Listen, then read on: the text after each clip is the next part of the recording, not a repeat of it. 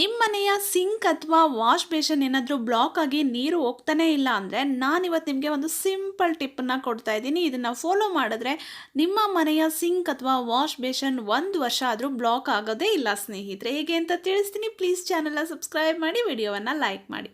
ಒಂದು ಪಾತ್ರೆಯಲ್ಲಿ ಬಿಸಿ ನೀರನ್ನು ತೊಗೊಂಡಿದ್ದೀನಿ. ಅದಕ್ಕೆ 1 ಚಮಚದಷ್ಟು ಕಲ್ಲುಪ್ಪನ್ನು ಹಾಕ್ಕೊಂಡಿದ್ದೀನಿ. ಪುಡಿ ಉಪ್ಪಾದರೂ ಹಾಕೋಬಹುದು, ತೊಂದರೆ ಇಲ್ಲ. ಜೊತೆಗೆ ಬಟ್ಟೆ ಒಗೆಯೋದಕ್ಕೆ ಬಳಸುವಂತಹ ವಾಷಿಂಗ್ ಪೌಡರನ್ನು ಹಾಕ್ಕೊಳ್ತಾ ಇದ್ದೀನಿ.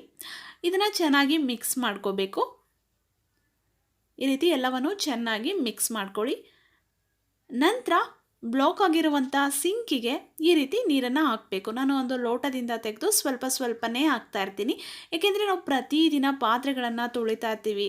ಆ ಸಣ್ಣ ಹೋಲಲ್ಲಿ ಸಣ್ಣ ಕಸ ಎಲ್ಲ ಹೋಗಿ ಸೇರ್ಕೊಂಡ್ಬಿಟ್ಟಿರುತ್ತೆ. ಒಳಗಡೆ ಫುಲ್ ಒಂಥರ ಗ್ರೀಸ್ ಥರ ಆಗಿಬಿಟ್ಟಿರುತ್ತೆ. ಆವಾಗ ನೀರು ಸರಿಯಾಗಿ ಹೋಗ್ತಾ ಇರೋದಿಲ್ಲ. ಈ ರೀತಿ ಬಿಸಿ ನೀರನ್ನು ಹಾಕಿದ್ರೆ ಬ್ಲಾಕೇಜ್ ಕರೆಕ್ಟಾಗಿ ಕ್ಲಿಯರ್ ಆಗುತ್ತೆ. ಮತ್ತು ನಾವು ಬ್ಲಾಕೇಜ್ ಏನಾದರೂ ತೆಗಿಬೇಕು ಅಂದರೆ ಫ್ಲಂಗರನ್ನು ಬಳಸ್ತೀವಿ. ಅದಿಲ್ಲ ಅಂದರೆ ಈ ರೀತಿ ಒಂದು ವಾಟರ್ ಬಾಟಲನ್ನು ನಾವು ಯೂಸ್ ಮಾಡಬಹುದು. ಅದು ಹೇಗೆ ಅಂತ ತಿಳಿಸ್ತೀನಿ ನೋಡಿ. ಈ ರೀತಿ ಸ್ವಲ್ಪ ನೀರನ್ನು ಹಾಕ್ಕೊಳ್ಳಿ. 1 ಟೇಬಲ್ ಸ್ಪೂನಷ್ಟು ನೀವು ವಿನೆಗರನ್ನು ಹಾಕ್ಕೊಳ್ಳಿ. ಈ ರೀತಿ ಮಾಡೋದ್ರಿಂದ ನಿಮ್ಮ ಏನು ಬ್ಲಾಕೇಜ್ ಏನಾಗಿರುತ್ತೆ ಸಿಂಕು ಅಥವಾ ವಾಶ್ ಬೇಷನ್ ಖಂಡಿತವಾಗ್ಲೂ ಕ್ಲಿಯರ್ ಆಗುತ್ತೆ. ಜೊತೆಗೆ ನಾನು ಅಡುಗೆ ಸೋಡಾವನ್ನು ಹಾಕ್ಕೊಳ್ತಾ ಇದ್ದೀನಿ. 1 ಟೇಬಲ್ ಸ್ಪೂನ್ ಅಡುಗೆ ಸೋಡಾ, 1 ಟೇಬಲ್ ಸ್ಪೂನಷ್ಟು ವಿನೆಗರನ್ನು ಹಾಕ್ಕೊಂಡು ಚೆನ್ನಾಗಿ ಮಿಕ್ಸ್ ಮಾಡಿಬಿಟ್ಟು ಈ ರೀತಿ ಮಿಕ್ಸ್ ಮಾಡಿ ನಂತರ ಕ್ಯಾಪನ್ನು ಓಪನ್ ಮಾಡಿಬಿಟ್ಟು